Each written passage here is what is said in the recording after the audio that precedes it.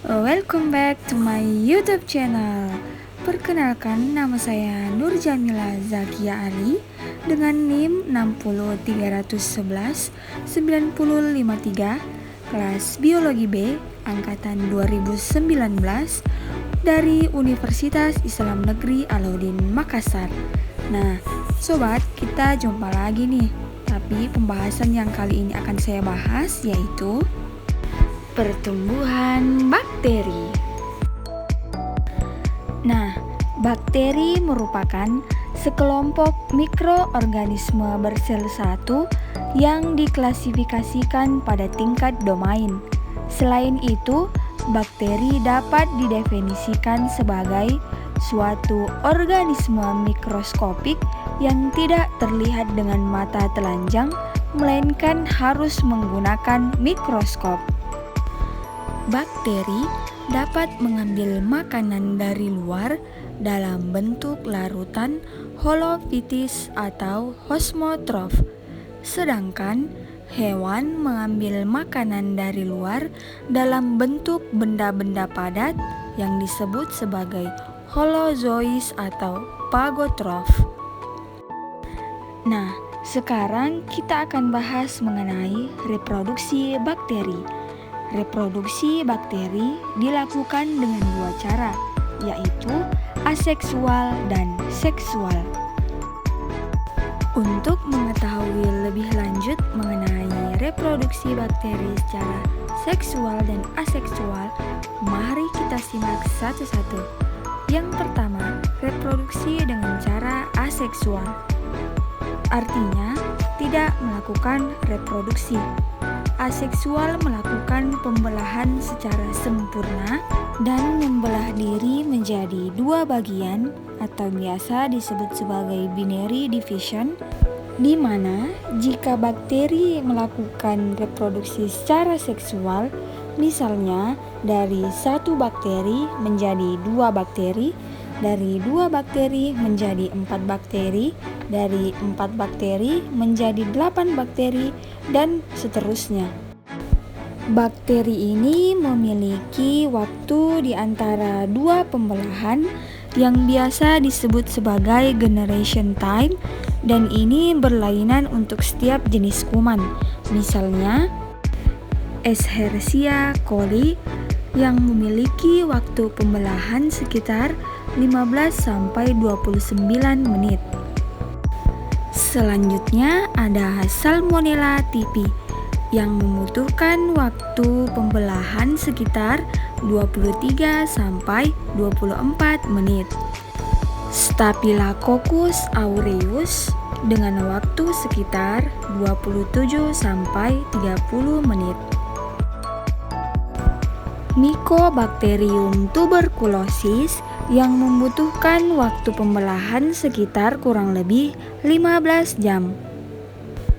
Nah, bakteri yang selanjutnya yaitu Treponema pallidum yang membutuhkan waktu pembelahan sekitar 1980 menit atau setara dengan kurang lebih 33 jam. Nah, dari beberapa bakteri yang telah saya sebutkan tadi, dapat disimpulkan bahwa bakteri tersebut tidak melakukan pembelahan secara sama, melainkan melakukan pembelahan dengan cara yang berbeda-beda.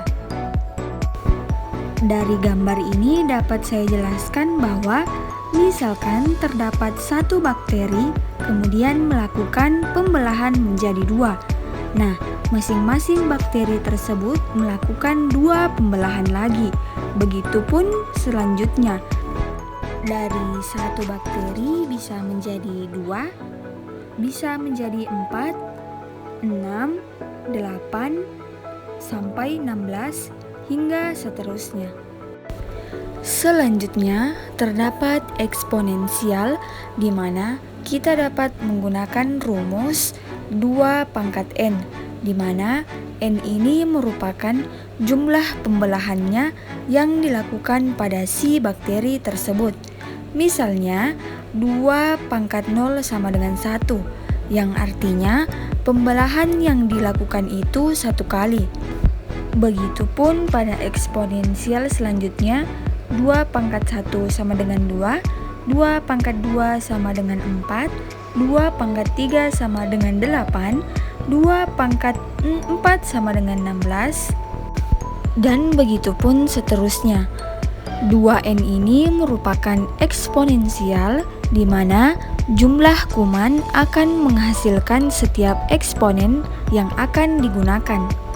Selanjutnya, kita akan bahas mengenai fase pertumbuhan bakteri yang terdiri atas 4 fase, yaitu fase initial, fase eksponensial, fase stationary, dan fase deklinasi. Fase yang pertama akan kita bahas yaitu fase initial AB, artinya fase penyesuaian diri. Initial ini berasal dari kata inisiatif yang artinya memulai. Jika kita melihat kurva yang saya telah tampilkan, terdapat adanya garis horizontal dengan komponen X dan secara vertikal sebagai komponen Y, di mana pada garis vertikal ini merupakan sebuah pengaruh perubahan jumlah bakteri. Kemudian, kurva yang tertera ini menggambarkan pertumbuhan bakteri dengan melihat kurva tersebut. Pada fase ini merupakan sebuah fase penyesuaian, yaitu pada A ke B, artinya bakteri tersebut mengalami penurunan. Hal ini disebabkan karena faktor lingkungan yang dikatakan sebagai sebuah proses adaptasi. Nah, bakteri menyesuaikan diri dari bakteri yang tidak dapat beradaptasi akan mati, dan hanya bakteri yang kecil yang akan bertahan hidup. Selain itu, pada fase initial ini belum melakukan perkembangan, hanya saja untuk melakukan penyesuaian diri untuk lingkungannya, dan juga pada fase ini harus memiliki fase yang tinggi karena pada fase ini memiliki aktivitas metabolisme yang tinggi pula. Bakteri yang terdapat pada fase ini beristirahat untuk menghasilkan energi yang akan dikonsumsi di fase berikutnya.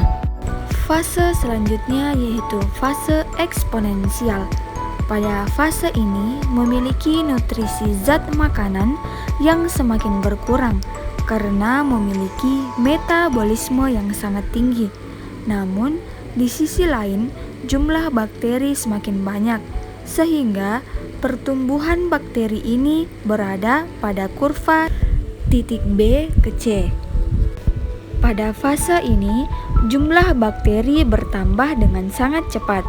Dari 1 bakteri menjadi 2 bakteri, dari 2 bakteri menjadi 4 bakteri, dari 4 bakteri menjadi 8 bakteri, dan begitupun seterusnya. Tetapi hanya sampai pada titik C, karena memiliki zat makanan yang berkurang, di mana hal ini disebabkan karena bakteri yang dihasilkan semakin banyak.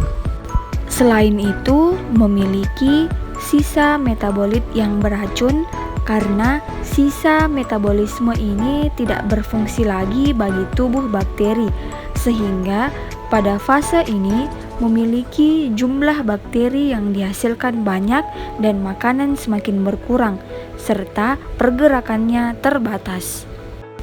Fase selanjutnya yaitu fase stationary, diambil dari kata statis, karena bakteri sudah banyak jadi bakteri tetap, artinya tidak bertambah dan tidak berkurang dan tidak bergerak pula. Dikatakan jumlah bakteri statis karena jumlah bakteri yang lahir itu sama dengan jumlah bakteri yang mati. Selain itu, terjadi juga kompetisi dalam merebutkan makanan. Dapat kita lihat pada kurva bagian C ke D, garis vertikalnya sama rata, yang artinya jumlahnya tetap, sehingga pada fase ini disebut fase yang tidak bertambah dan tidak berkurang. Fase yang keempat yaitu fase deklinasi, diambil dari kata de, artinya decline atau merata, ditandai dengan kurva yang menurun. Dari kurva dapat saya jelaskan bahwa dari kurva D ke E mengalami penurunan. Hal ini disebabkan karena jumlah bakteri yang mati lebih besar dibandingkan jumlah bakteri yang lahir, sehingga bakteri mengalami penurunan atau berkurang. Pada fase ini, makanan berkurang sehingga menyebabkan pertumbuhan bakteri tidak normal. Dapat pula terjadi atau berbentuk abnormal atau involusi. Selain itu, bakteri yang mampu bertahan berbentuk spora.